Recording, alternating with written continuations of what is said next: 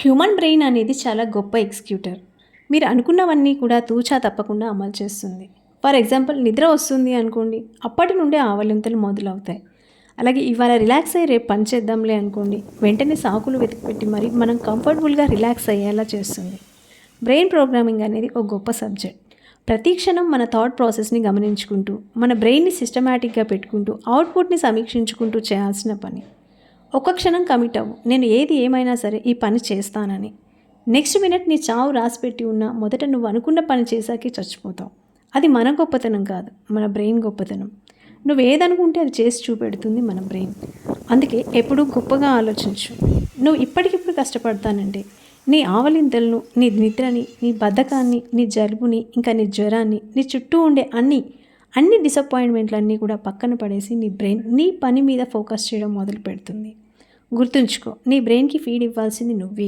నీ లైఫ్, నీ గమ్యం కోసం నీ బ్రెయిన్ని సిద్ధపరచుకో. చుట్టూ చెత్త ఉంటే నేను ఫోకస్ చేయలేకపోతున్నాను అనకు. బురదలో నుండి పద్మం పుట్టుకొస్తే దాని విలువ మాటల్లో చెప్పలేం.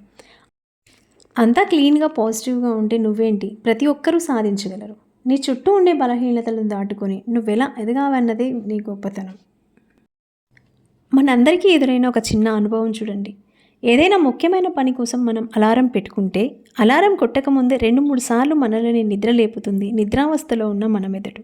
అంటే తను 24/7 అంతా అలర్ట్గా ఉంటుంది, మనల్ని కూడా ఉంచుతుంది. ఎటొచ్చి మనమే దాన్ని జోగొట్టేస్తుంటాం. నేను ఇంకొక ఆశ్చర్యకరమైన విషయం విన్నాను. అదేంటంటే ఒక మనిషికి రోడ్డు ప్రమాదంలో తల పగిలి మెదడు బయటికి వచ్చి ఉన్న స్థితిలో హాస్పిటల్లో ఆపరేషన్ జరిగేలోపు అతని మెదడుకి డాక్టర్స్ నీకేమీ కాదు, నువ్వు బాగుంటావు అని పాజిటివ్ సజెషన్స్ ఇస్తూనే ఉన్నారంట. ఆ మెదడు ఆ పాజిటివ్ సజెషన్స్ వల్లనే కోలుకొని ఆపరేషన్ సక్సెస్ అయ్యి అతను ఇప్పటికీ బాగానే ఉన్నాడంట. ప్రమాదం జరిగిన మెదడే కోలుకోగా లేనిది. చాలామంది నా బిజినెస్ జరగడం లేదు, ఇంకా సరిగా కస్టమర్స్ రావట్లేదని చెప్తూ ఉంటారు. మరికొందరు వాళ్ళ బిజినెస్ బాగా జరుగుతున్న ఎవరైనా మిత్రులు అడిగినప్పుడు సరిగా జరగడం లేదు, తక్కువ జరుగుతుందని తక్కువ చేసి చూపిస్తారు. ఎలా వాళ్ళ ఆలోచనలు తక్కువ చేసి చూపిస్తే ఆటోమేటిక్గా కొద్ది రోజులకి వాళ్ళ బిజినెస్ అనేది కూడా డౌన్ అయిపోతుంది. వాళ్ళ సమస్యలు వాళ్ళే సృష్టించి కోరుకుంటున్నారు. మరికొందరు అప్పులు ఎక్కువైనాయని అప్పుల గురించి ఉదయం లేచినప్పటి నుంచి రాత్రి నిద్రించే వరకు దాని గురించి పదే ఆలోచిస్తూ ఉంటారు. ఈనాడు ప్రతి మనిషికి ఏదో తక్కువ అప్పులు ఉంటుందనేది సహజం. కానీ దాన్ని ఎక్కువ ఊహించుకొని కంగారు పడి పదే ఆ పదాలు పలకడం వలన మరి కొందరు ఎలా చెప్తారంటే 5 లక్షలు అప్పు ఉంటే నాకు 10 లక్షల అప్పు ఉంది అని ఇంకా ఎక్కువ రెట్టింపు చేసి చెప్పుకుంటారు. వాళ్ళ అప్పులు వాళ్ళని సృష్టించుకుంటున్నారు. అది రెట్టింపు అయి ఇంకా మనశ్శాంతి లేకుండా చేస్తుంది. చాలామంది తమకు తాము తెలియకుండానే పదాలను నెగిటివ్గా చెప్పుకుంటూ కష్టాలను తొనుకొని తెచ్చుకుంటున్నారు. తమ సమస్యలను వాళ్ళు క్రియేట్ చేసుకుంటున్నారు.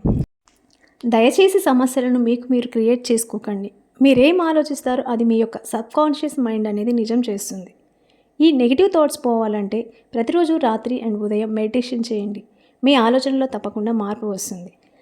అలాగే మీ చుట్టుపక్కల ఉన్న వాతావరణం, మీ స్నేహితులను బట్టి కూడా మీలో negative thoughts and positive thoughts అనేవి వస్తూ ఉంటాయి.